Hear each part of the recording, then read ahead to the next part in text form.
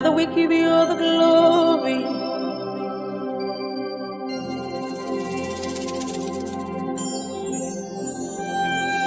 You are my rock, my strength and my trust.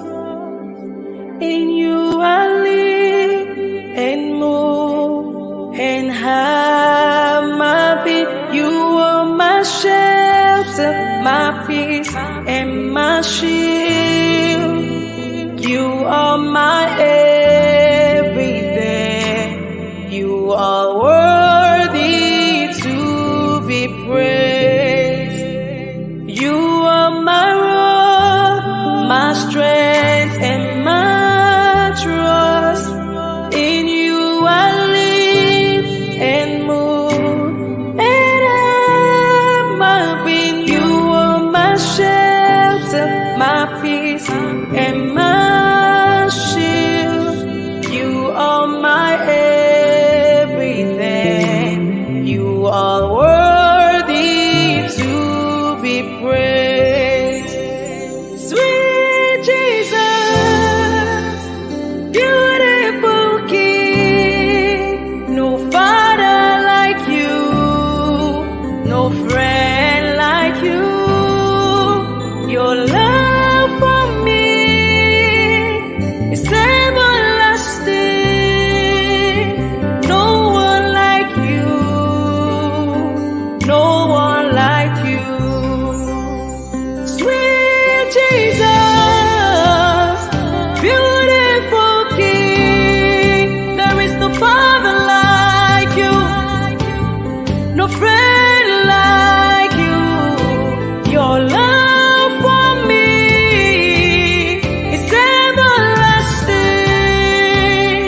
No one like you, no one like you. God, you are my God, my strength, my King.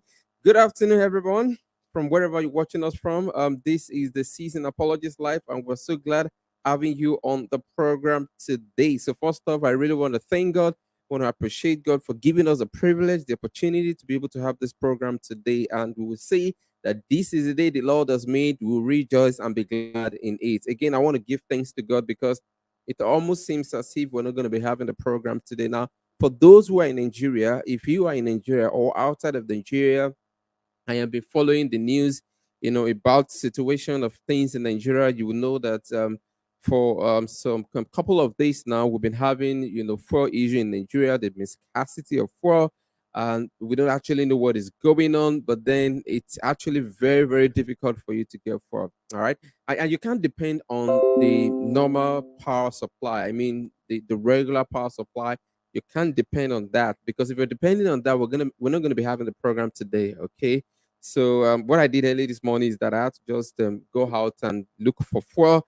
Make sure that that's before I go to church. Make sure that I get a fuel, before I go to church. And I understand that yes, it's been very difficult because now that you have scarcity of it, the price is actually inside the outside. I actually got the fuel for 215 naira per liter this morning. I know that according to the report that we got about last week, per liter it was 750 naira in Castina, and somebody told me is it's outrageous. I don't even want to talk about that one, but I'm just so grateful to God that we're able to have the program today. All right, again, in the midst of this first scarcity, you don't also have regular power supply. Okay, so if we're going to depend on regular power supply, we're not going to be having this program. And I mean, pretty much everything in Nigeria, if you're going to be depending on regular power supply, you won't be able to do so many things. Okay, so we just pray that the Lord will help us in this nation, raise up leaders that will have people at heart, and also remove evil, amongst the people that are ruling us. All right. So okay, so today we are going to be talking about something interesting. Today is going to be question and answer. Just as you've seen in the poster today, what we're going to be taking a look at is issues. I mean, there are issues that Christians actually have, especially when they are confronted with Muslims or they're confronted with Islam. All right. Islam, I mean to say, there are so many misconceptions that Christians have about Islam. There's so many misunderstandings, and today is going to be dedicated for that. So If you are a Christian wanting to reach out to the Muslims, or you've been reaching out to the Muslims, I have one or two questions about it, or you are a Christian and you have some couple of questions about Islam. So I will be providing answer from the Christian point of view. Okay, so really want to thank everyone who is actually on the show right now. I want to thank you. Ujuayo Gabriel Folari, thank you very much. He says, good afternoon. You're welcome. You're welcome also, Ujuayo. Also want to thank Elia Joshua. Thank you very much. It's nice to be here. Again, also we thank you, Bolaji Salami. We thank you for joining on the broadcast. We thank you, Moses Emmanuel Session. We thank you very much. God bless you. We thank you, Joshua Elijah. Thank you for coming on the show. Also, we thank you, Kofi Martins, my dear brother. It's nice having you on the program today. Also, we thank you, Maxi Wooder. Thank you very much. And he has a question right there. Why does the Quran say that when Allah sees the King of Kings, it will be his secret side? That's an interesting one. That's a narration from the Hadith. Okay, so we have a former Edu. Thank you very much. Thank you for joining in. Really want to appreciate you. Lani Yonishile, thank you very much for joining in. God bless you. And again, thank you very much. Ademitunji Afolabimi. Okay, yeah. So thank you very much for joining in. Richard Isidu, thank you very much for joining in. Adefemi Akinwale Emmanuel, thank you very much for joining in. All right, so that is how far we can go with the greetings. I think we just need to get into the program. So I'm sorry that we started a bit late. In fact, I needed to mention that part also.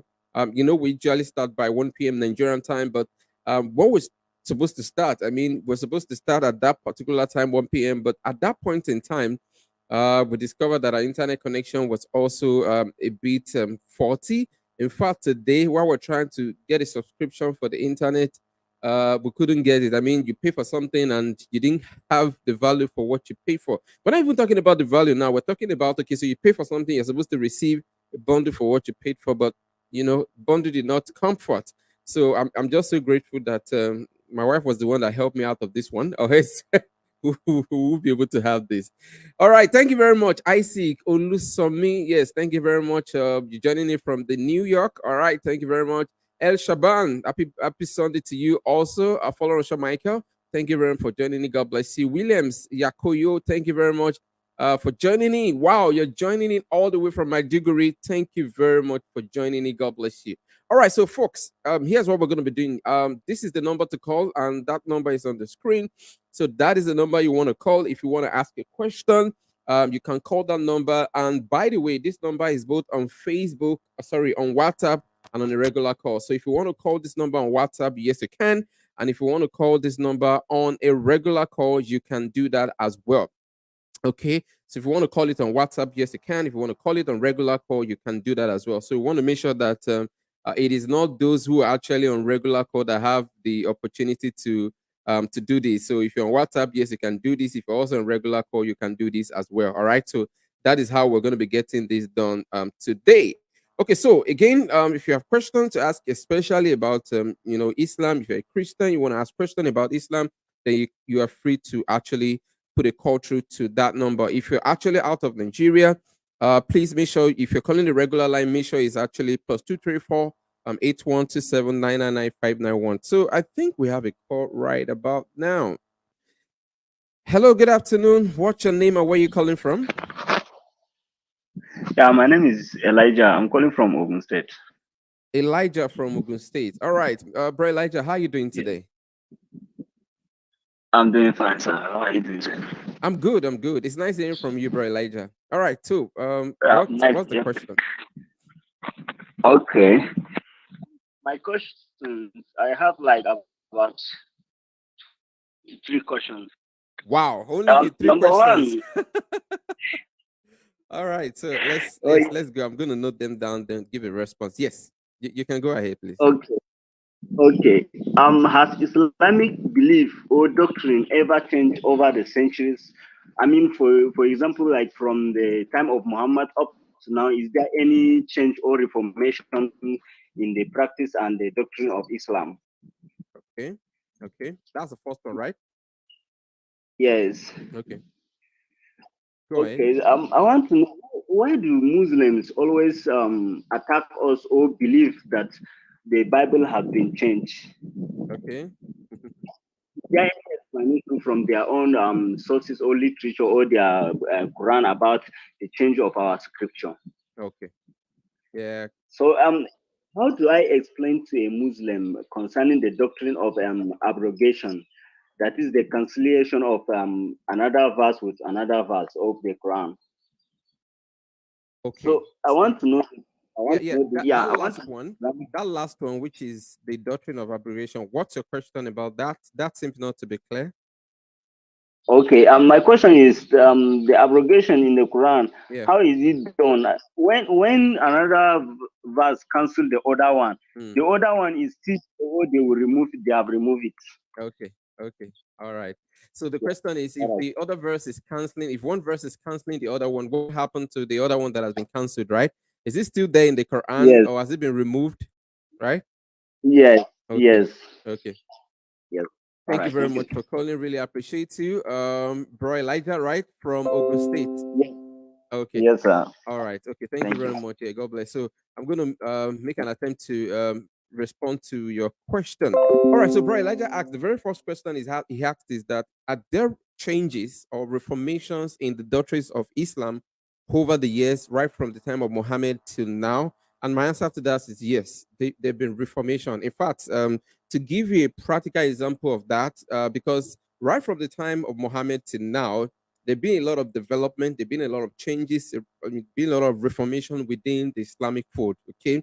So let me just give you a practical example. In fact, you brought up the issue of abrogation. That abrogation is a very practical example.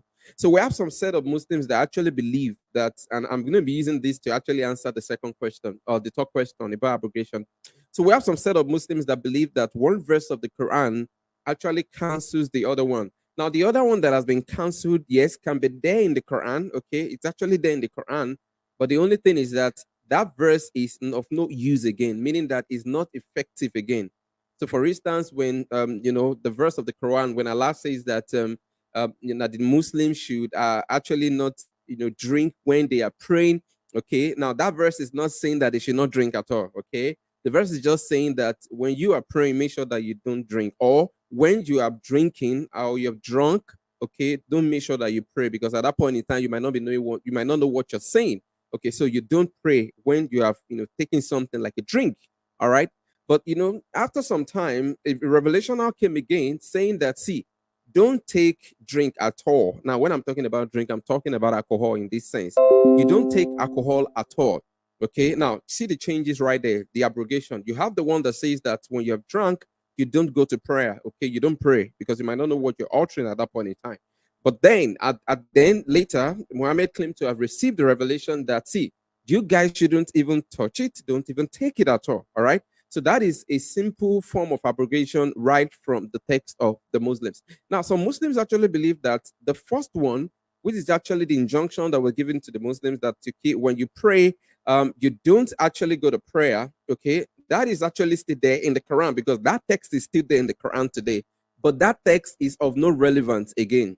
All right, because right now they are commanded not to even take alcohol again, which is the second verse of the Quran that actually came in later. All right, so that's actually how the abrogation works. So I'm using the very abrogation is actually one example. Now, some Muslims actually believe, okay, that no, abrogation does not work like that. In fact, there's no concept of abrogation. Some Muslims completely condemn this concept of abrogation. All right, they believe that there is nothing like that. That if you are saying that there is a concept of abrogation, what you're saying is that God is not perfect. That what do you mean by that? Are you saying that God did not know beforehand that at the end of the day, people will still adhere to the second commandment? So why giving the very first one when he knew that they were still actually going to adhere to the second commandment? He should have just given them the second, that at least he's not afraid of anybody. Okay. So there are some people actually who do not actually believe in the concept of abrogation. Okay. They believe that abrogation poses a problem to the attribute of Allah being God. Okay. They believe that it does not actually fit in into the revelation of the Quran. So that's just one example. Now, another example is the principle or the doctrine of Isma in Quran. What is the doctrine of Isma? Now, the doctrine of Isma is that the prophets, that's prophet in Islam, not in Christianity now, the prophet in Islam do not and cannot sin. Okay, they don't have the propensity to sin. Now, in the Bible, when you read the Bible, you see the situation where people that we regard as prophets, so for instance, David, we see where David actually, get into error, did some things that he's not supposed to do. For instance, where he actually slept, with his servant, wife, okay, that kind of a thing. So now in the Bible, the sins of the prophet is not cover up. Why? Because they showed us that these guys, this prophet, are actually human, and they committed error. They committed, sins. All right, grievous, serious sins. Okay, so the Bible actually shows us, the sins that this prophet actually committed, and of course, the reason why the Bible is showing us is such that we could learn from that, and then we don't fall into the very same thing. And apart from that, it shows us that when this prophet commits sin, God is no respecter of person. He punishes what the sins that they have committed. It does not pamper them on the end and say, well, you are my disciple, you are my follower. So because of that, you're not going to be punished for that particular sin that you've committed. No, it doesn't do like that. When they committed sin, it punishes that sin. In fact, the children of Israel have been punished by God over time. Sometimes when they committed sin, in fact, every time when they committed sin, God usually used, other nation, lesser nation to them to judge them. So when they are being judged, it is in the midst of that, they will not cry out to God and say, hey, God, help us. We have committed sin, help us. They will not be crying out to God and all that. Okay. So now in the Bible, the sins of the prophet is dealt with. Okay, God judged their sin. But in the Quran, it wasn't like that. Okay. In the Quran, the Muslims actually believe, according to the principle, the doctrine of Isma, that the prophets are not prone to error. Okay. The prophets are not prone to error. They do not commit sin, and all of these things that you see in the Bible, concerning the prophet of God, those are not in the Quran. They have been, those are, in fact, when the Muslim talks about this, they will say that the Bible actually paints the prophet of God in a very bad light, but the Quran actually correct all those nonsense. Some of them will call it nonsense. All right. So, but that's the way it's understood by some Muslims. They believe that no, prophet actually cannot commit errors. They cannot make mistakes. They are guided by God because they are prophet of God. God had actually guided them. Okay. Now, there are some Muslims also that believe that this is not the case. That prophet can actually commit error. They can make mistakes. After all, they're prophet and they're human being. Okay, so they can make mistakes. So while I'm still giving an explanation to this, I think another call is coming in. Oh, okay, so the call is dropped. Okay, all right. So that is actually two classical example. Okay, there are so many of them. So that is actually two classical example of these things that we're talking about. Another example that we want to have to this is the belief that men can actually beat their wives. Okay, now traditionally, according to the Quran, it's shown that men can actually beat their wife. Quran chapter 4 verse 34. But you see, we have Muslims today that believe that no, you can't beat your wife. Okay, it's against the Quran. Okay, so these are actually modernization changes, that actually happen over time within the fold of Islam. All right.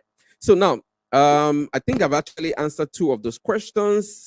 Before another call comes in, let me see. So the last one is all right. So another call is coming in right now. So let's pick this one. All right, let's pick this particular call. Hello, good afternoon. What's your name and where you calling from? Hello, my name is Bisi Balogun. I'm calling from Lagos. Bro Bisi Balogun. Okay, Bro Bisi Balogun. You're calling from Lagos. Awesome. Bro Bisi, how are you doing today? I'm fine. Good. Are you? So I'm good. I'm good. Thank you very much. So, Bro Bisi, what's your question about Islam? Hello?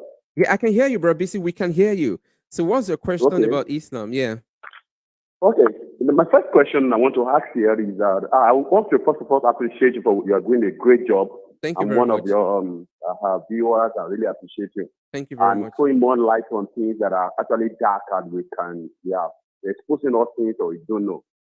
Thank you. Sir, I don't know. I want you to throw more light on the issues of number one, that the Muslim, the major attack on the Christianity is the questions of omissions of passages in the different versions of the Bible. Okay. And they've also, also that the Bible will only come down that the Bible is corrupt. And we have not been able to establish either in the Quran or in the Bible. In the Bible, it says that the Bible is corrupt. And even, for the best of my knowledge, that even Quran referred then to the Bible. Exactly. For more knowledge. That's one. I want to throw more light on that one. On the second aspect of it is that most of the, actually, maybe they got it from there. I think one of the best, Ahmed Didat and most of their scholars. Yeah. And I Adekoji Yusuf actually based his own studying, attacking. I don't know. Okay, that's the question also. Why? I've never seen the majorly Christian attacking. They will not attack Abalis. They will not attack people who are. Is only Christian. Why is it that only Christian they organize crusade? You will use large amount of money being financed by other countries or individuals not to attack Christianity. Why all these things? Thank you. All right, thank you very much, bro. This is Balogun calling all the way from Lagos. Really appreciate it. God bless you.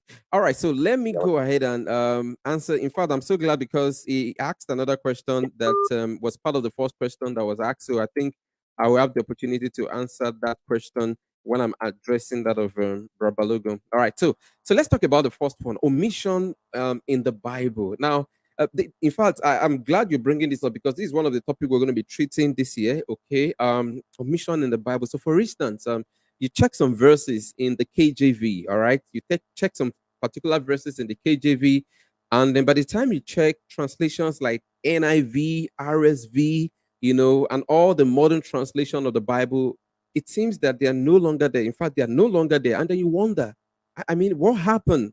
Why this omission? I mean, why are they removing from the word of God? That's what some people will say. They will say, wow, what is going on? Why are they removing from the word of God? And the Muslims have actually used this as a point of attack against the Bible. Now, the truth of the matter is that this shouldn't be a point of attack for the Muslims against the Bible, not at all. It is because they don't understand the history of the transmission of the Bible. Yes, we can grant them that. But you see, what is most annoying also, or unfortunate, is the fact that most Christians also are not aware of the history of the transmission of the Bible. So let me just give a brief answer to this. We're still going to be dealing with this in larger context within this particular program in the future episode. But let me just give a brief answer to this. Now, the King James Version of the Bible is the one that most people are actually aware of. They know about this version. They use it a lot, okay? Before this other modern version, modern translation of the Bible begin to come into force, the King James is the one that people actually use a lot. But the truth of the matter is that the King James translation of the Bible was actually translated from some manuscripts that are a bit later. Now, when I say later, let me break it down further. You see, the history of the Bible is such that when the Bible was written, the octograph, which is actually the original text, when it was written actually written in a material or materials that would not really last for long. Now, of course, we live in a day and time when today, when you're actually trying to copy something from one place to another. So, for instance, if I actually wrote a book, okay, if I wrote a book now, it is very easy for me. If I wrote a book and I type it on the computer, if I want to make a copy of this book, it's very easy.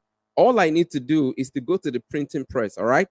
Plate has been done for those who are into printing. You have your plate ready, or you have your typesetting, everything is set, and then you put it into the machine, and the machine brings you exactly the replica of what you already have. All right. Now, that is not the way it was in the first century. Okay. If people, so for instance, in the first century, when Christians want a copy, so for instance, they want a copy of the book of Acts, or they want a copy of the book of Matthew, or they want a copy of the book of Revelation in the first century, Christians in the first century, second century, we want these copies of, the Bible. They don't have a printing press then. Okay. So what do? What they do is that they handwrite these things. In other words, if I want a copy of Revelation, I have to look at the script that is before me and begin to write those things one after the other. Now, you will agree with me that that is not an easy job to do. I mean, it's a very, very difficult task, okay? So it's not the day that we live in today where you can actually make a copy of things, copies of things or books or projects within an amount of time. And of course, you don't have errors in there. So now, when people are writing these things, they're copying from one script to another, from one manuscript to another, and they're transferring the information that they have from one manuscript to the other.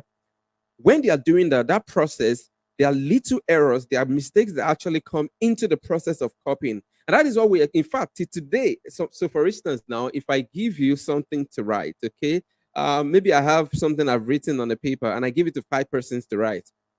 All right. Now, in the process of writing it into another sheet, now there might be some errors there. Like, what are the errors I'm trying to talk about? I'm talking about, for instance, punctuation error. So, for instance, if we have a statement that Korede is a boy and he likes eating beans, okay? Korede is a boy and he likes eating beans. Now, while writing it, you might omit beans there. Korede is a boy and he likes eating, you might just omit beans, okay? Now, because of the fact that you have 5 people who are writing this at a particular point in time, it is not all the 5% that will actually omit beans. Okay. So if one person omit beans, or let's say 2% omit beans, the other 3 will not omit the beans. So because of the fact that we don't have the originals of the Bible, I'm talking about the originals that were written down by the apostle, which we call the autograph, or as the Germans will call it, the textual critic, they call it the Ausgang text. Okay, the Ausgang text. So because we don't have the autograph, what we do is that we have copies that have been copied from, those autographs that have been copied by the apostles, or copied by those people who follow the apostles. We have those ones available, and because of the fact that human beings will actually have mistakes by the time they omit a particular word, or probably they put in a word that was not there. So, for instance, like I said, Korede is a boy and he likes eating beans. So somebody might just write in there, Korede is a boy and he likes eating beans. And at the end of the day, instead of you to put a full stop and say this is where he's stopping, we will just say Korede is a boy, like eating beans, and then he put probably a boy again. All right. No, so by the time you put a boy again, that means you've already added into the text. But most of the time, these things are done unintentionally. Okay, because when the person is writing, probably the eye is getting dim, is getting tired. Even sometimes it might not even be that. While you're writing, your mind is already putting something down, but your hand has not written it down. So, for instance, now instead of me writing Korede is a boy and he has eaten beans, okay, or Korede is a boy and he loves eating beans, I will just write Korede is a boy and he loves eating beans in my mind. But by the time I will put it down, it will be Korede is a boy and he loves eating. That beans will not be included. So while people were writing this, they were copying this manuscript, they were omission, and sometimes they were addition. But because of the fact that we have not just one manuscript, we have several manuscripts, thousands of them. So what people do, scholars now, who actually study this particular text, we call them the textual critic. What they do is that they take a look at this manuscript, okay? This manuscript that are available to us, they take a look at them and they see from this manuscript what is likely to have been omitted and what is likely to have been added. Now, you might ask yourself the question, why am I bringing all of this into the question that was asked, especially as to verses that seems to be omitted, in other modern version of the Bible, while in the KJV, it seems to be there. The reason is because the KJV, as we have it today, was translated from this later manuscript, not from the earliest manuscript, okay? Now, in the earliest manuscript, there are some certain things that are not there in the text. But because for the fact that those days, this earliest manuscript have not been discovered by archaeologists, okay? So the ones that were available were later manuscripts, and that's the one that was used to translate the King James Bible. So now, during the time of exposure, when archaeologists are beginning to dig into findings, that they are getting a lot of things, and Bible manuscripts are being discovered from different places. So these other texts, which are earlier texts, are being discovered, by the archaeologists.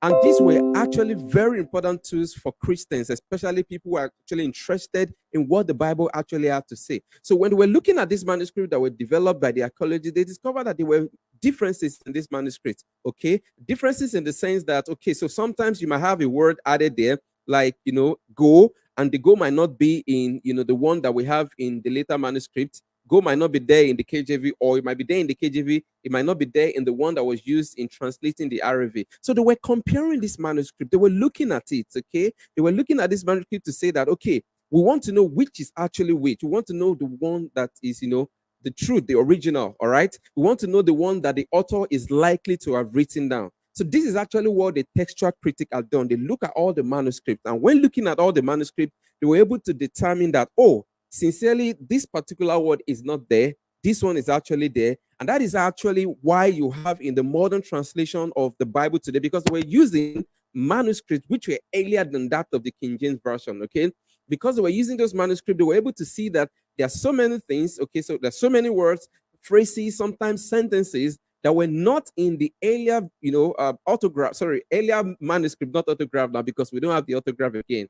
We don't have those words in the earlier manuscript, but then we have them in that of the later manuscript, which is the one that we have in the KJV. So to put it in sum, what we have in the modern translation of the Bible is what represents what the author had actually written. Okay. Now that doesn't mean that the KJV is bad. No, what it just means is that KJV was translated from this later manuscript, and there's some certain things that have been, put in there that were not supposed to be there. And that's the reason why you will not find those things in the modern translation of the Bible. Now, what I've just described to you is actually the process of textual criticism. Now, textual criticism is not unique to the Bible alone. Textual criticism is applied to different works. It's applied to the Bible, to the Quran. In fact, textual criticism is also applied to the works of Shakespeare, William Shakespeare, that great Englishman. Okay, so you apply textual criticism to great work of antiquity, especially the ones of importance, especially if you want to discover what the author had said. And you do that when you discover that the original manuscript is no longer available. So that's actually what we do with the translation of the Bible. And surprisingly, for the Muslims that may be listening to this who want to use this to attack the Bible, textual criticism is also applied to the Quran. And that is why, if you, I know some Muslims are getting to hear this for the very first time. Some of them, I say, that is why if you check the manuscript of the Quran, okay, you will discover that now this is not represented in their English translation, which is the reason why a lot of Muslims will be shocked, about this. If you check the translation of the Bible, so for instance, if you check the RSV translation of the Bible, you will discover that when you compare it with the KJV, when you check the footnote, you see some places that will say that in the ancient manuscript, this is actually not there in the ancient manuscript, or you see something like ancient manuscript actually had this particular thing or that. Why? Because they want you to know, they want you to have an idea of what was there in the ancient manuscript or in, the later manuscript, all right? They want you to have an idea of these things. And it's a very beautiful thing because it gives you an idea of how the Bible as a book passes through history, okay? Because the Bible is actually an historical book. It passes through history. But for the Quran, the Muslims are not aware. The Muslims just carry a copy of the Quran, especially the English translation of the Quran. They are reading it, but they don't see anything like textual variants. They don't know about the history of the Quran. Even though they were textual variant, they were omission in the manuscript, they were addition in the manuscript. Those things were not revealed to the Muslims. And that's the reason why if you're telling the Muslims about this today, or you're telling one Muslim or a group of Muslims about this today, they will disagree with you because most of the time their scholars do not tell them about this. So this this does not affect the Bible, it does not impact the Bible. In fact, according to Bart Ehrman actually says that this textual variant that we're talking about does not in any way affect the core essential of the Christian faith. All right. This textual variant does not affect the crucifixion. It does not affect the deity of Christ. It does not affect the core essentials of the Christian faith. So it's good for us as Christians to know and to understand the history of our text. So what I've just did right here is a brief summary. So as time goes on this show, we're going to be talking about this particular issue right from the beginning to where we have today. So that's actually an answer to that particular question. So now we move to the second one, which is saying that why are Muslim clerics attacking Christianity? Well, there are several reasons for that. Now, one of the reasons why some Muslim clerics attack Christianity is because by doing that, by attacking Christianity, they make Christianity to look like a religion of no salvation or a faith of no salvation.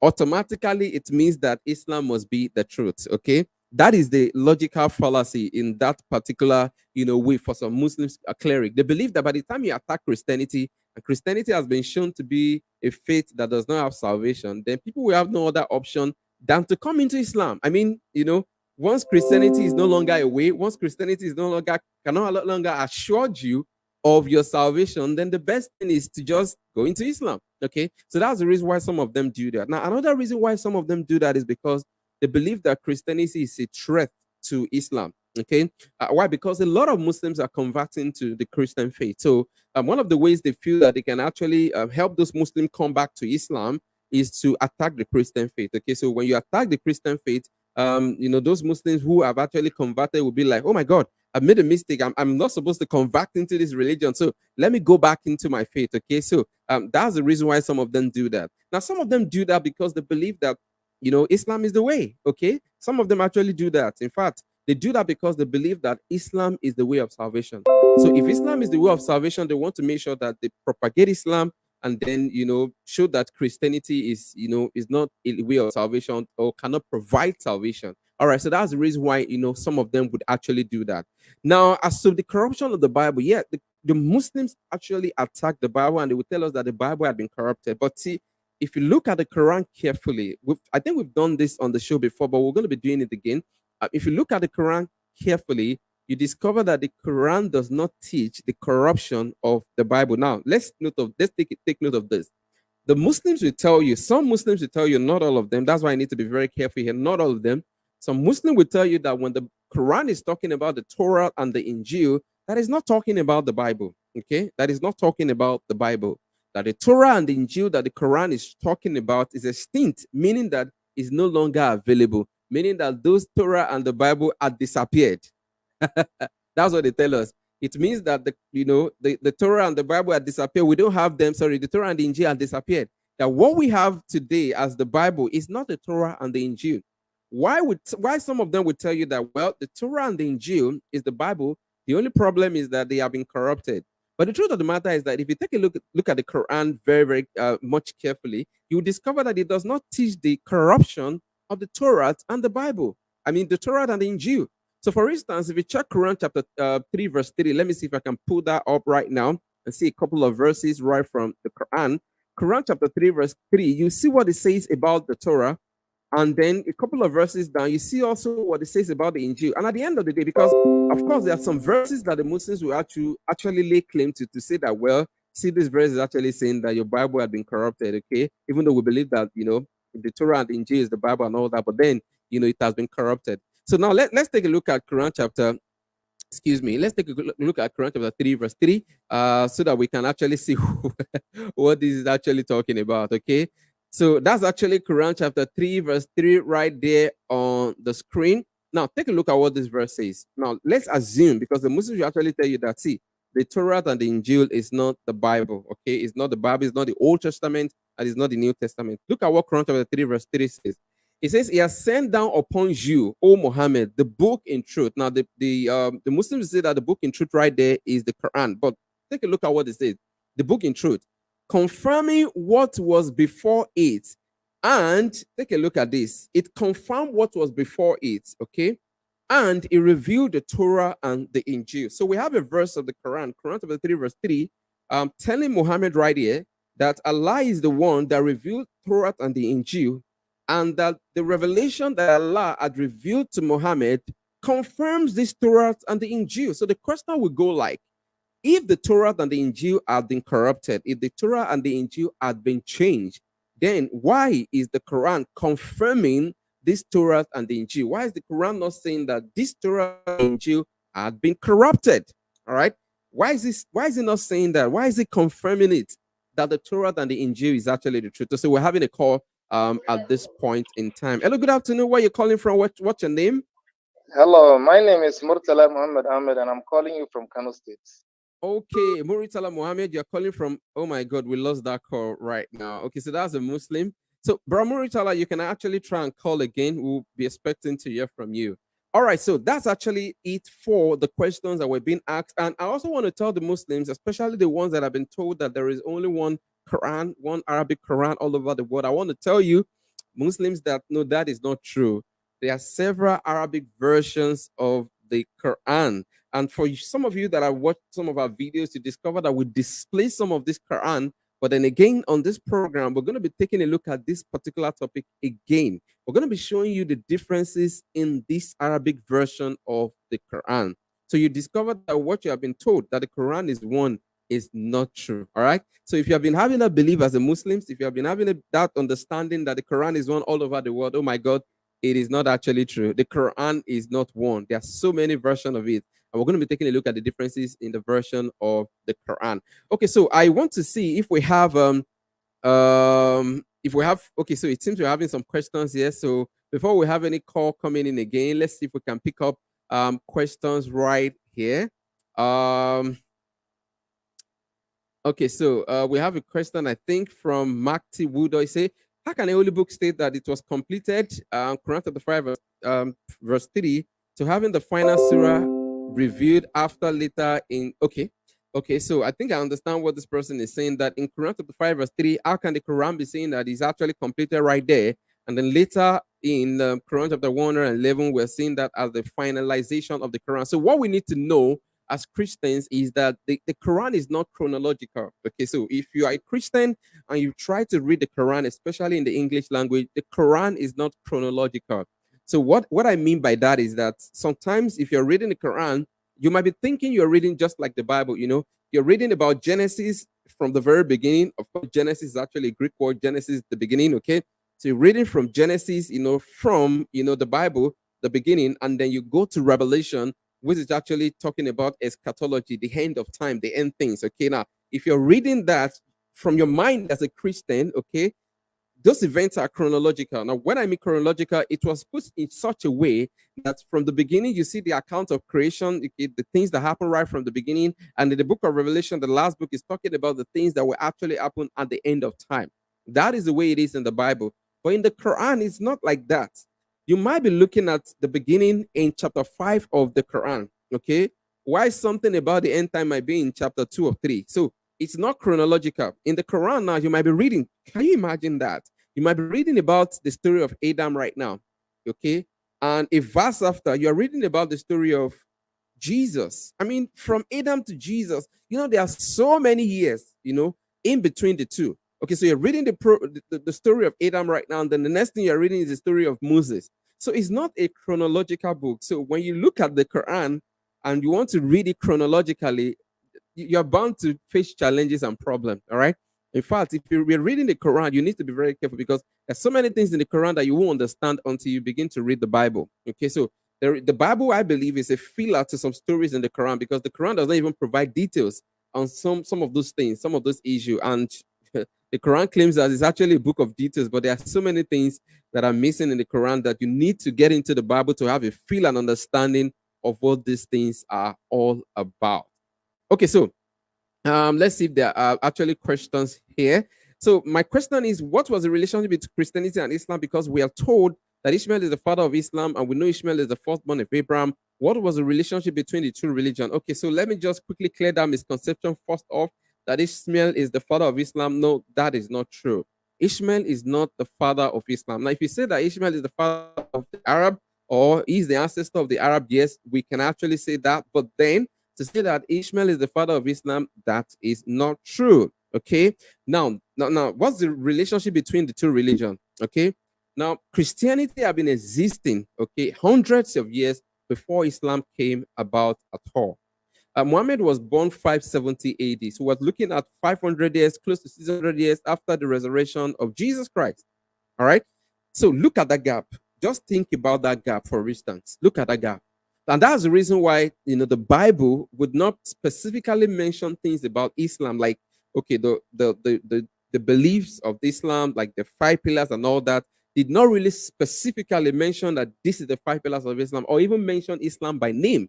Those things are not there. But then there are some certain places in the Bible that make mention of the certain things that have to do with Islam. There's no doubt about that. Okay. The Bible mention of the certain things. So for instance, while I was having a discussion with Mr. Ejiofor last Sunday, and he was asking why are Christians dying? Is Jesus not saving them? And I told him that according to John chapter 16, we are told that as Christians, a time will come when we shall be killed, and those killing us will think that they are doing service to God. I mean, that is actually practically a prophecy made by Jesus, and we're seeing this happening live in our day.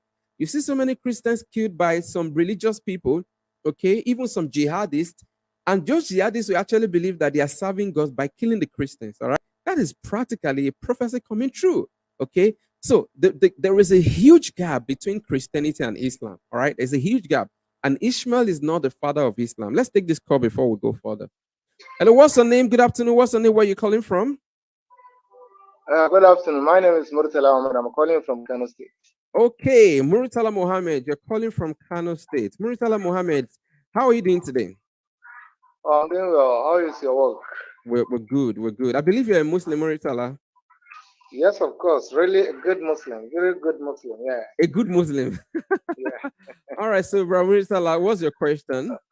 Okay, I just had listened to your video this morning. I saw your video, and you are analyzing on a pastor's speech over that. He said that any Christian that is talking against Islam is what, a demon or something like that. Yeah. He said every Christian speaking against Islam is demonic. They are marketers. Yeah, that's what he said. Yeah.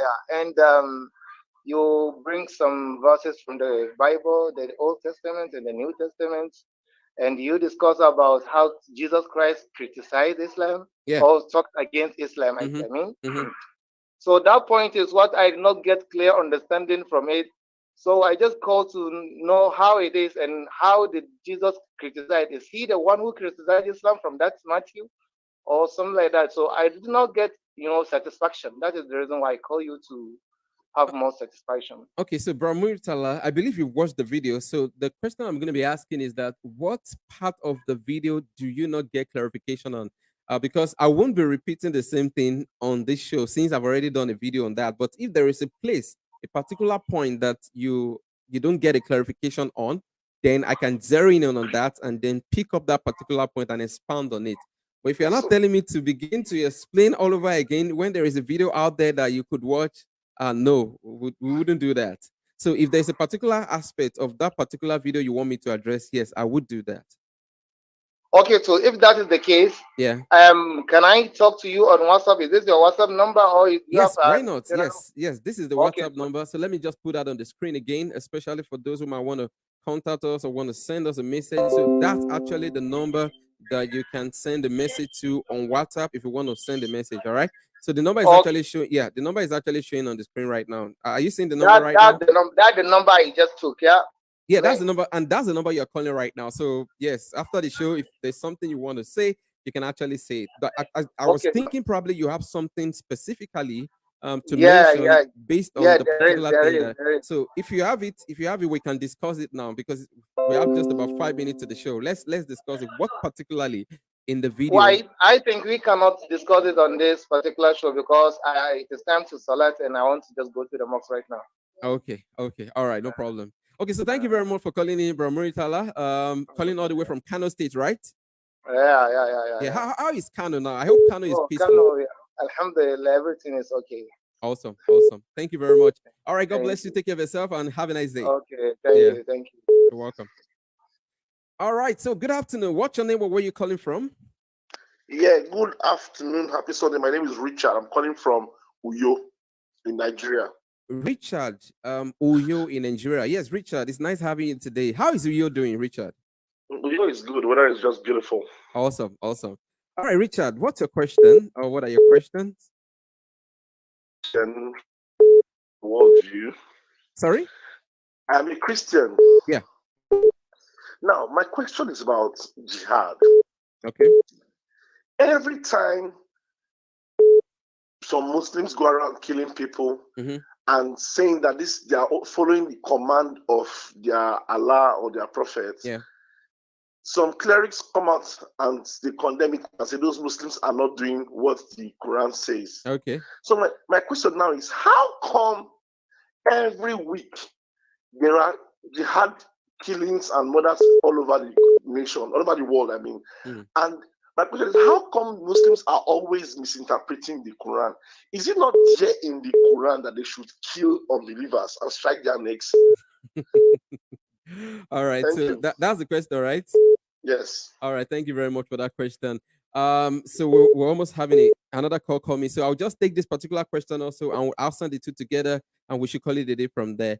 All right, so what's your name or where you calling from? Oh, we mixed that particular call. All right, so let me just go ahead and answer Bro Richard's question about the issue of jihad. Now, the Bro Richard is actually asking, when we're talking about jihad, what is it? What is the truth? I mean, when you see Muslims or jihadists, okay, killing some other people, some other clerics could be saying that, no, this is not Islam. I mean, this killing had nothing to do with Islam. Islam is a religion of peace. We don't actually sanction or we don't encourage, killing another person and all of that. So what's actually the truth? Are there verses in the Quran that actually encourages Muslims to kill other people who are not Christians? I mean, are these things in the book of the Muslims, or is this just a misconception? So let me just pick this call and then I should answer this with the next questionnaire. Hello, good afternoon. What's your name or where you calling from? Hello, yeah. What's your name or where you calling from? Hello, we can hear you. What's your name or where you calling from? Yeah, my name is Oyewole Solomon. Your name is what? Oyewole Solomon. Okay, Oyewole Solomon. Okay, bro, Oyewole Solomon. Yes. Where are you calling from, please? I'm calling from Oyo. Wow, Oyo, the Oyo Alafin, right? Yeah. The Oyo Kingdom. Yes, okay, yes. Great. So he's not hearing from you. Very fine, how is Oyo doing? Fine, I mean, how is everything in Oyo? Oyo is fine, sir. Thank God. Thank God for that. So, Bro Solomon, do you have a question you want to ask? So Bro Solomon, I don't know what happened at that point in time. We lost that call. Okay, so another person is calling. Oh my God, we have just 1 minute to go. Hello, good afternoon. What's your name and where you calling from? My name is Olushiji Vandapoy. I'm calling from Nasarawa State. Wow, Olusiji Vandapoy. Vandapoy. All right. So you're calling from Nasarawa State. Yes. Bro, Olusiji, please, before you go further, how is Nasarawa? I've had a lot of things going on down there. How is Nasarawa? Actually, Nasarawa on this side of Nasarawa at Karu local government is fine. Most of the trouble actually, most of these bandits trouble happens at the extreme end of the state that borders Taraba State. Okay. There are the villages that suffer from all these attacks actually. But we do have those situations again. I mean, everything is now okay, right? Yes, everything is subsiding gradually now. By the grace of God. Yes. All right. Thank you very much. Really appreciate that. Thank you very much for that. Okay, so what's the question that you have, bro Lucy G? Yes. Yes, the first thing is that I want to really appreciate you for the good job you're doing. Thank you. In fact, you are doing a great work, and may God continue to bless you and keep you. Amen. Amen. And I pray in the name of Jesus Christ, God will help you to win a lot of souls into the kingdom in Jesus' name. Amen. Thank you.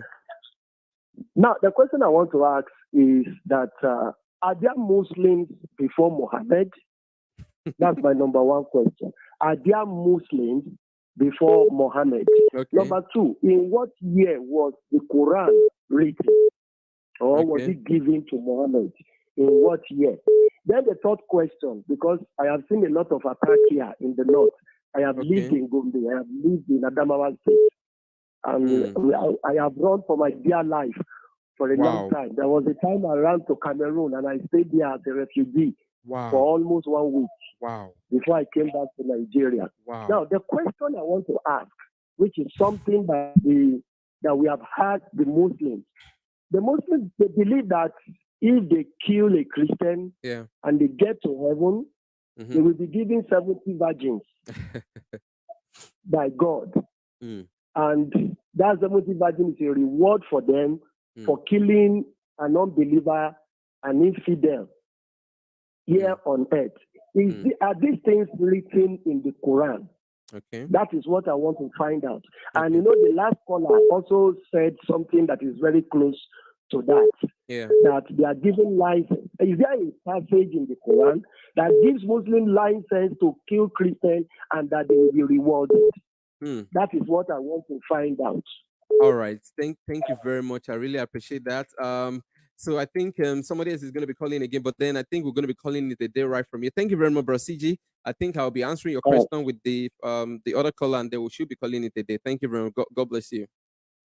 All right. Thank you very much. Yeah.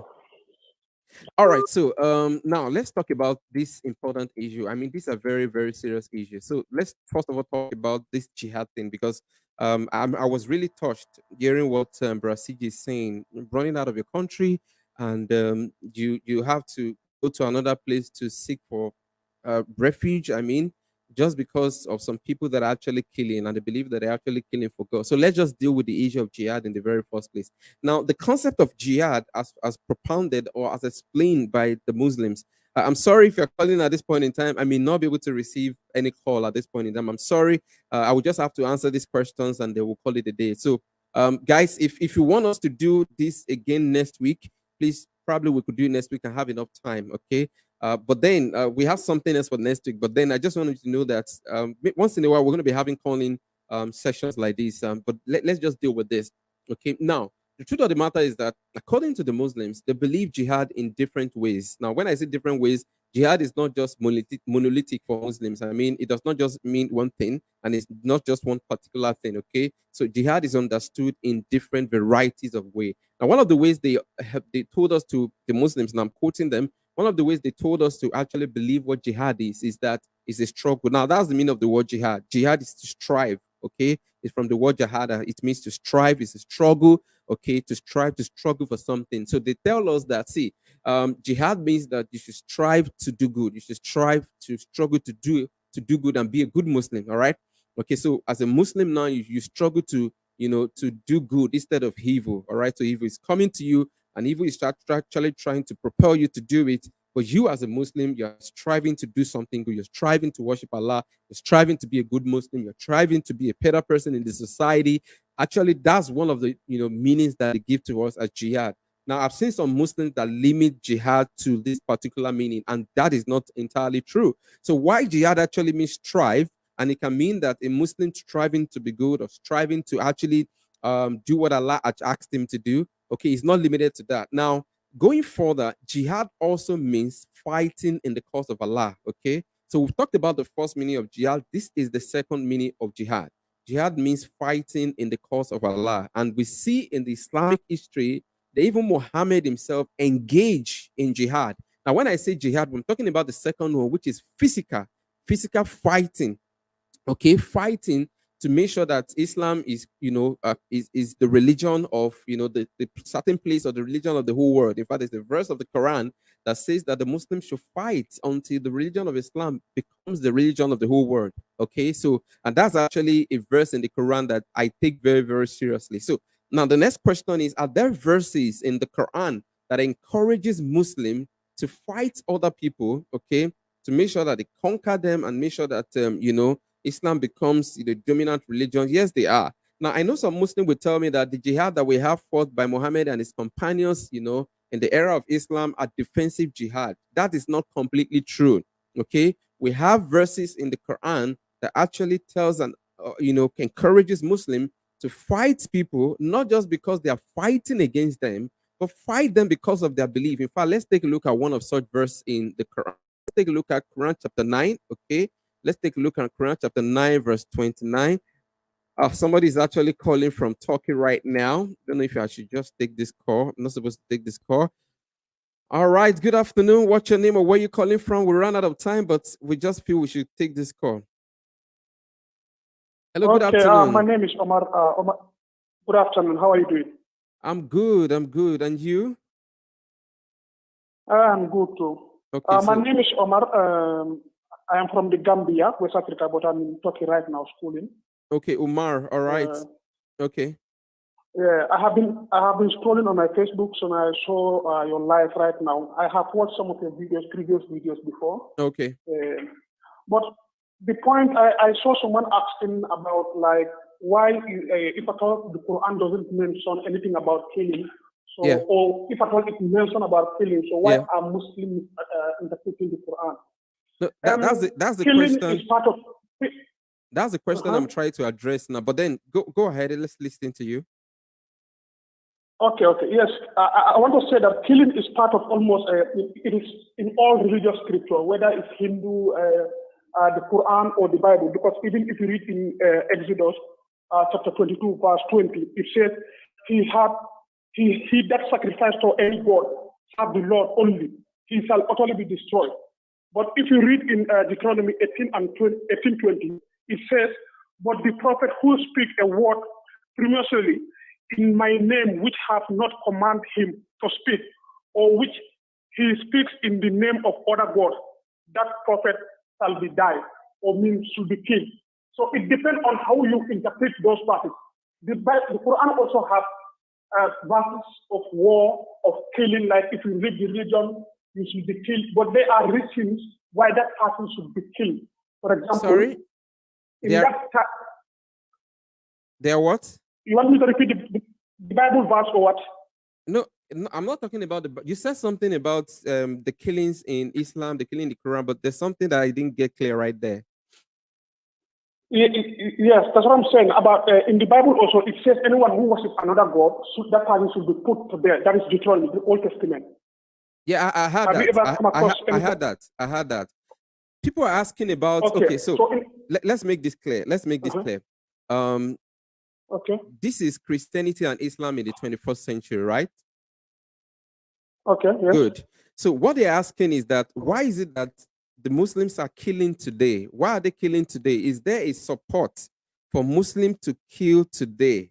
Now, because the Muslims, want to argue that during the time of Muhammad, they are doing that to be defensive, but that's not entirely the truth. But the question people are asking is, why are Muslims killing today? Why are they still killing today? I mean, do we have a support for Muslims killing today, the jihadis doing what they are doing today in the Quran? That's the question. Okay, I understand your question. People like during the Prophet's time, killing were going on, and why are still Muslims doing those kind of killing in our this generation? Yes. If I understand you well. Yes, that's the question people are asking. So you want to tell me before, like it is justified for them to kill before, but not now.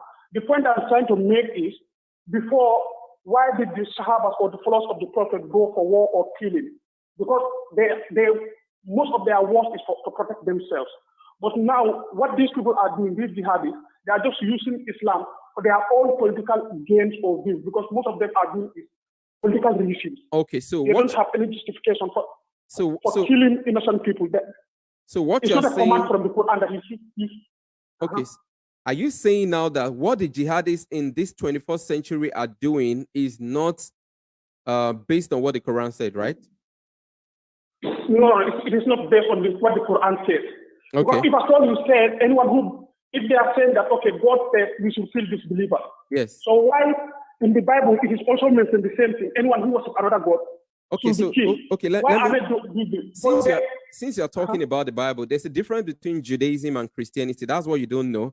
Can you just please show me a place in the Bible? Because I'm a Christian. Jesus is my Lord. Even though I believe he's the Yahweh of the Old Testament. Can you show me a place in the Bible where Jesus Christ actually commanded me to go and kill somebody else because he does not believe in my faith?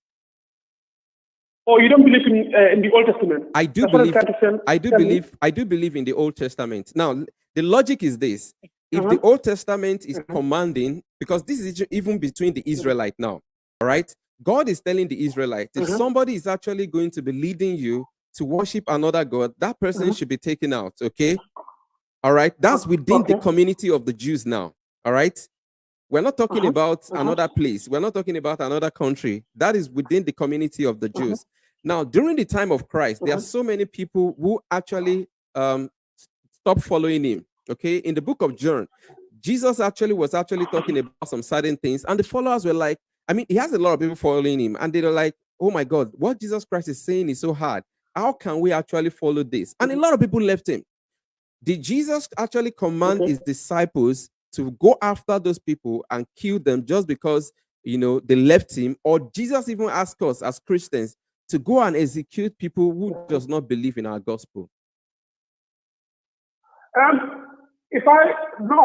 didn't read any verse where which Jesus himself mentioned that people should go and kill. But you have to understand that. Okay. So there is no verse in the Bible that says that, right? At least Jesus saying that. It is in the Bible. Deuteronomy and Exodus are all part of the Bible. I'm not saying they are not part of the Bible. We're talking about something that happened during the time of the Israelites. I mean, the Israelites were living as a community at the point in time. God is giving them rules and regulations that they should abide with within themselves. This is not something that cut across. This is just within the Israelites, okay? But Muslims today are killing Muslims, non-Muslim. Jihadists are killing non-Muslims. So how do you explain jihadists killing non-Muslims? Why are they killing them? And is this rooted in the Quran? That's the question we are asking you. They are just killing just for political reasons. It's for power, money, and other stuff. Because they are killing Muslims, more Muslims than even Christians. Okay, can I read this verse? Can I read this verse of the Quran to you? Let me complete this statement and then you read it for me. Like in Afghanistan, all the pressures or how they are treating their women. It's not a Sharia law. They are using Sharia for their own political power. They are using Sharia like, okay, women they should cover completely their faces. They should not go out without a male guardian. Those are all male thoughts. Even in the 16th century, Christians, the Lord, in Uganda, they have an army who are massacring their own people. I forgot the name of the army. They are like the crusade, the Christian army. They use religious to gain their own power. The colonials also did the same thing. They put verses in the Bible like a slave should obey his master, whether the master is cruel or kind. No matter what your master, how your master is, you should obey him. And if your master beat a slave, brother Umar, if the master killed, brother Umar, the Muslims that are killing today, what you're saying is that the killing that the jihadis that are doing today is not justified in Islam, right? It is not justified in Islam. Okay, so if that is not justified in Islam, can you then explain this verse to me? I'll read it to you now. Quran chapter 9, verse 29. Quran chapter 9, verse 29 says, fight against those who believe not in Allah. So we're having the category of the people that the Muslims should fight against. So number one, fight against those who believe not in Allah. Okay. For instance, I don't believe in Allah because I don't believe that Allah and Yahweh are the same God. So you are commanded to fight with me. Now, nor in the last days. Yes, I believe in the last days. Nor forbid that which has been forbidden by Allah and his messenger. So Allah and his messenger forbid that pork should be eaten. Pig should be eaten. Allah and his messenger forbid that. But me, as a Christian, I eat it. So that means you should fight against me. Now, remember, this is not because I'm coming to fight against you now. This is because what Allah and his messenger are forbidding is something that I'm doing. Now, going further, number 4, he says, and those who acknowledge not the religion of truth. Now, I don't see Islam as a religion of truth. I believe that Islam does not lead to God. I believe that Islam does not give salvation. So number 4, it means that I should fight against also. Okay? And then it says, from among the people of the scriptures, who are those, the people of the scriptures? Jews and Christians, until they pay jizya with willing submission and feel themselves subdued.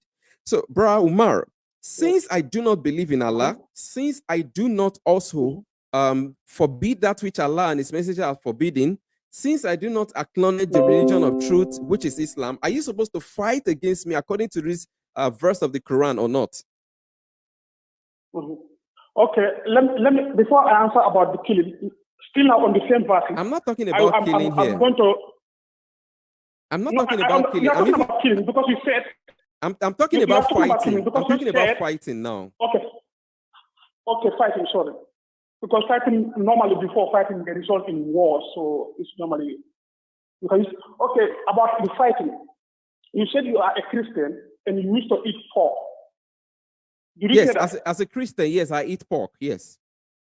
You eat pork, and in the Bible also it said thou shalt not eat pork. And you, as a Christian, you are eating pork. Yes. You are defining your own laws. No, I'm not. Do you know why? Do you know why I'm not defiling the law? No, I didn't. Good. Because I didn't know why. Good.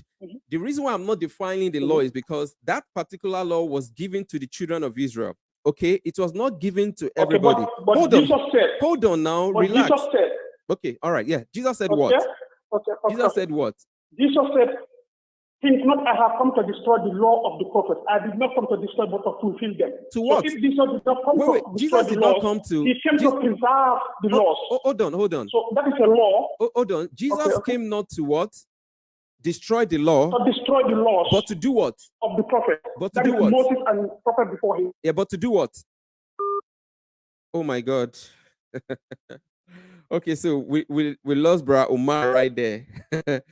Brother Umar is trying to quote me, the passage in Matthew where Jesus Christ actually said that I've not come to destroy the law, but to fulfill them. Now, what was Jesus Christ talking about right there?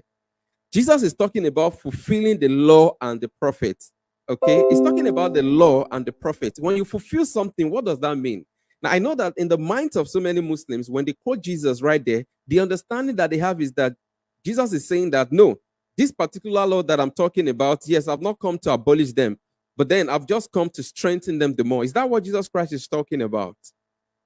It says that Jesus had come to fulfill the law. When you fulfill something, what is the meaning of that? What's the meaning?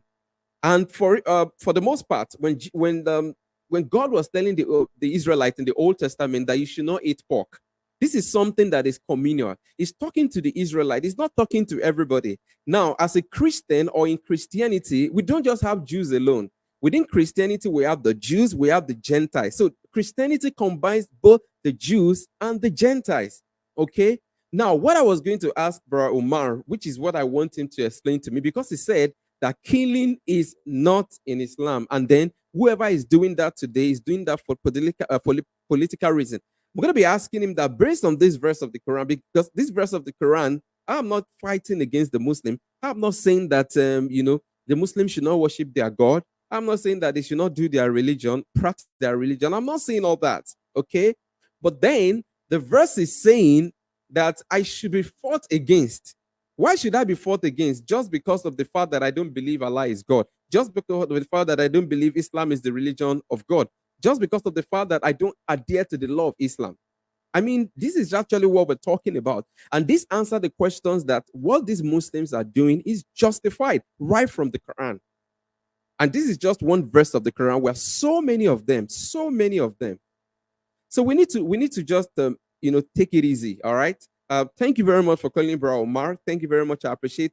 For folks who do not know, Bro Omar was not calling from the WhatsApp line. He was calling from a regular call. So calling all the way from Turkey, we spoke for about 10 minutes. I mean, imagine that is going to be costing a lot. Okay, so you should understand him. He really tried, and I encourage him for that. I appreciate him for that. But then the truth of the matter is that if we're going to be going by what is in the Quran, we should accept the fact that there are verses in the Quran that encourages Muslims to kill today. And I can cite some Muslim dawah preachers that actually believe the fact that apart from the Quran, even the hadith literatures encourage, people like the sect like Boko Haram, Al-Shabaab to kill people, today. I mean, he said it. I wouldn't mention the name of the dawah preacher, but he said that the hadith literature actually encourages, Muslim sect, especially these jihadists, to kill people today. All right. So we're going to be calling it a day right about here. I hope I've been able to answer the question that we're being asked. Somebody else is calling. I think we'll call it a day from here. Hello, good afternoon. What's your name? Where are you calling from? Hello? Hello, good afternoon. What's your name? Where are you calling from? We will be rounding off right about now. You're calling while we're about rounding off. So, yeah. Yes, I'm live. And I'm listening since. I've been trying, but I don't know. This is WhatsApp line. I guess. Yeah, this is the WhatsApp line and the regular line. This is the WhatsApp line, and this is the line that you can call into. Please, I just want to Emmanuel from Lagos. Okay, Emmanuel from Lagos, yeah? So, yeah. I just want to make a recommendation. Okay. God will continue to bless your ministry. You continue to grow more in strength and in power. Amen. And in wisdom. Yes. Please, I want you like the man that just called now from Turkey now. That just came from Turkey. Yeah. I'm just expecting my brother. I know that God will always cover up for us. I'm just expecting that you get like Muhammad and the Quran is the final revelation. Okay. So you just be emphasizing on it because you know the man just saying that you Testament and this. So this one is just the final revelation. The final, you came as a winner. So the winner should be pure. The winner should be merciful. The winner should be accommodative. Not to always see what was. Yeah. So some Muslims actually believe that Muhammad is, so merciful, is so accommodating. So loving. Yes. Yeah. So as you come as a winner, so you should always set an example. Yeah, a good example of what God is expecting people to do. Yeah. So I want my brother anytime such verse comes up, you should totally be emphasizing that this is the final revelation for all mankind. So in as much as the final revelation for all mankind, you should just be straight for man to follow. So that is the mistake. Because anytime you begin to quote the Deuteronomy on the when God says, in fact, we're going to dedicate a show to the violence in the Old Testament because the violence in the Old Testament is within a context. And we're going to take a look at the context. Now, what a lot of people do not know is that this same Israelite that God is actually asking to go to a particular group of people, and he's not just asking them to go and deal with these people. There is a background to it. Yes. And when the Israelites sin against Yahweh, Yahweh will use the same nation that the Israelites are going to battle and deal with to punish them. So we're going to be talking about all that. Yeah. We're going to be talking about all that. So there's an historical background to that. Yeah. Yes. And secondly, my brother make when somebody from Kano called that what is the difference between the Abrahamic religion, the Ishmael. Okay. You should be prescribed. The Bedouin, the Arab, they are already existing. Yeah, definitely. So, before the birth of Islam. Yes. No matter how you want to give the Ishmael, the father, if you have to link Ishmael back to Abraham, you have to link Ishmael back to the Jews. Yeah. You understand? So you have to link Ishmael, as in, even though it's not as if it is still Abraham's son, even though it's not the promised side, it's still Abraham. So you have to link Ishmael back to this. So why linking Ishmael to this another fight? So that those should be really specified. Thank you very much, brother. My brother always specifies on that. Yeah. That Ishmael is not Arab at all. He's not Arab. In fact, according to the hadiths, thank you very much. God bless you. We need to wrap up now. According to the hadiths, in fact, that's according to the hadith. Now, the hadith is telling us that Ishmael was not even an Arab. That Ishmael was, he learned the Arabic language. Can you imagine that? That Ishmael learned the Arabic language. You can imagine that. That's what the hadith is saying. Okay, so now for Muslims, they might want to reject this hadith. There's no problem, but that's what your source is saying. All right. So we're wrapping up now. Thank you very much. I want to appreciate everyone who's been on the show. It was very, very interesting. I mean, the discussion was very lively. I never knew that Mr. Omar was going to be calling from Turkey, but then I really appreciate the fact that they call in and we're able to have a conversation. And I can see a lot of things going down there in the comment section as well. Okay, so I like that interaction. I like that comment. I like that interaction. So please, let's keep it safe. The Christians and the Muslims, we can actually have a peaceful discussion. We can have a peaceful interaction without actually hating one another. So that's the concept. That's the mindset. And that's what we should actually strive to do. All right, so we're going to be ending this right now. Really want to appreciate everyone who's been on the show.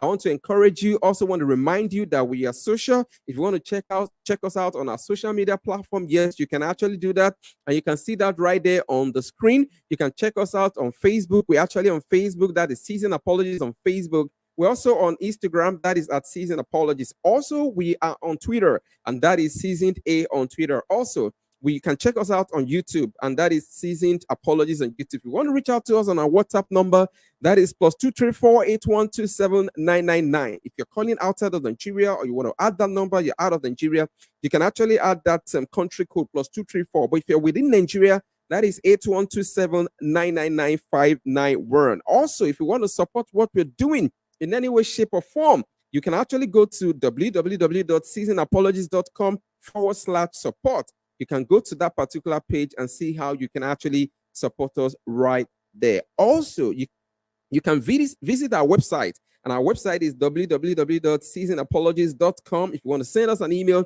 you can do that at info@seasonedapologist.com. Again, that is info@seasonedapologist.com. So this is how far we can get today. This is how far we can do today. Really appreciate everyone who's been on the show. Thank you very much. God bless you.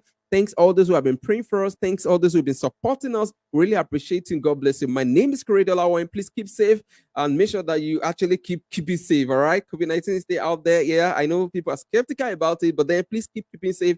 And I pray that the Lord will actually keep every one of us safe in Jesus' name. Thank you very much. God bless you. And then bye for now.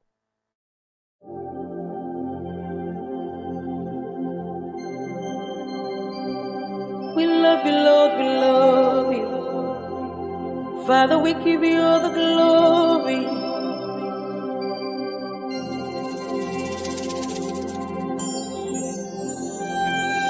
You are my rock, my strength, and my trust. In you I live and move and have my being. You are my shelter, my peace, and my shield. You are my everything. You are worthy to be praised. You are my rock, my strength, and my trust. In you I live and move and have my being. You are my shelter, my peace, and my shield. You are my